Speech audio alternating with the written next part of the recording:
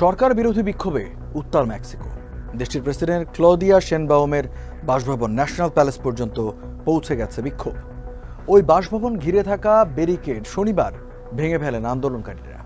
তাদের দমাতে কাঁদানে গ্যাস ছুড়ে পুলিশ। এ সময় পুলিশের সঙ্গে বিক্ষোভকারীদের ব্যাপক সংঘর্ষ বাধে। এতে হতাহত হয়েছেন শতাধিক পুলিশ, গ্রেপ্তার হয়েছেন অনেকে। কেন হচ্ছে এই বিক্ষোভ? বিক্ষোভকারীদের নিয়ে সরকারই বা কি বলছে?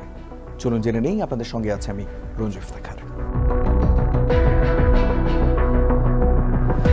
মেক্সিকোর মিচুয়াকান অঙ্গরাজ্যের উরুয়াপান শহরের মেয়র কার্লোস মানজো 1 নভেম্বর এক অনুষ্ঠানে প্রকাশ্যে গুলি করে হত্যা করা হয় তাকে। এরপরই দেশ জুড়ে ছড়িয়ে পড়ে ক্ষোভ। মেয়রকে হত্যার প্রতিবাদে রাস্তায় নেমেছেন জেনারেশন জেড বা জেনজি তরুণরা।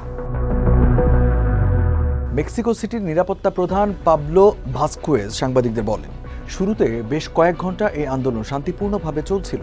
একসময় একদল কাপড়ে মুখ ঢাকা ব্যক্তি সহিংসতা চালাতে শুরু করে। এতে পুলিশ সহ অনেকে আহত হন।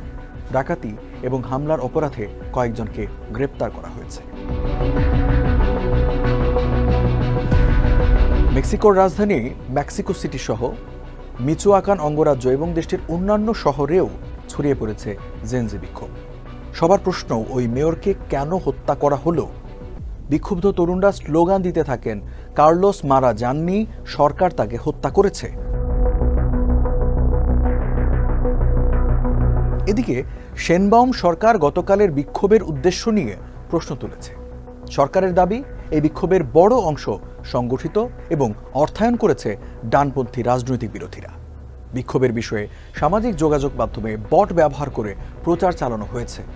এক সংবাদ সম্মেলনে প্রেসিডেন্ট শেনবাউম বলেন, আমরা মত প্রকাশের এবং বিক্ষোভ করার স্বাধীনতার সঙ্গে একমত পোষণ করি, তবে প্রশ্ন হচ্ছে এই তরুণদেরকে কারা উস্কে দিচ্ছে?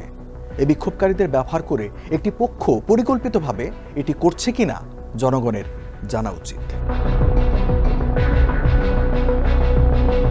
নিহত মেয়র কার্লোস ছিলেন দুর্নীতি ও মাদক চোরাচালানের প্রশ্নে এক আপসহীন নেতা। মেক্সিকো জুড়ে মাদক চোরাচালানের বিরুদ্ধে সদা জাগ্রত ও প্রতিবাদী কণ্ঠস্বর কার্লোস। তিনি চাইতেন এসবে জড়িতদের বিরুদ্ধে কঠোর ব্যবস্থা গ্রহণ করা হোক।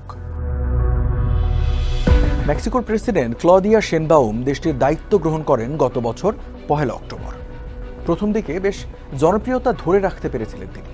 তবে হঠাৎ দেশজুড়ে চলমান সহিংসতা থামাতে ব্যর্থ হওয়ায় ব্যাপক সমালোচনার মুখে পড়তে হচ্ছে তাকে। সম্প্রতি পেরুর সাবেক এক প্রধানমন্ত্রীকে আশ্রয় দেওয়ায় তাকে অবাঞ্ছিত ঘোষণা করেছে পেরু সরকার। মেক্সিকোর সঙ্গে কূটনৈতিক সম্পর্কও ছিন্ন করেছে দেশটি। চলতি বছর এশিয়া ও আফ্রিকার কয়েকটি দেশে জেনজি বৈষম্য ও দুর্নীতির বিরুদ্ধে বিক্ষোভ করেছে। নিকট অতীতে সবচেয়ে বড় বিক্ষোভ হয়েছে নেপালে। সামাজিক মাধ্যম নিষিদ্ধ করার পর গত সেপ্টেম্বরে নেপালে আন্দোলন ছড়িয়ে পড়ে। শেষ পর্যন্ত পদত্যাগে বাধ্য হন দেশটির তৎকালীন প্রধানমন্ত্রী কেপি শর্মা ওলি। এবার মেক্সিকোতেও সেই হাওয়া বইছে।